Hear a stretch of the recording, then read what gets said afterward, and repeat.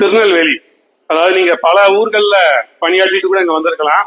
ஆனா இந்த ஊருடைய பெருமை என்னன்னா, திரு என்ற மரியாதையான ஒரு சொல்லை உள்ளடக்கிய ஒரு பெயர் கொண்ட, மனிதனின் அத்தியாவசியமாகிய உணவு நெல்லை உள்ளடக்கிய, மனிதனுக்கு தேவையான பாதுகாப்பு வேலியை உள்ளடக்கிய ஒரு சிறப்பு மிக்க பெயரை கொண்ட சிறப்பான ஒரு ஊருக்கு நீங்க பணிபுரிய வருகை தந்திருக்கீங்க.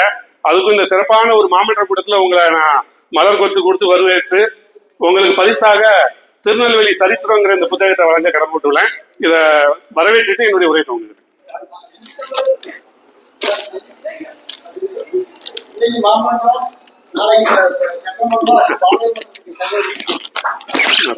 வெல்கம்.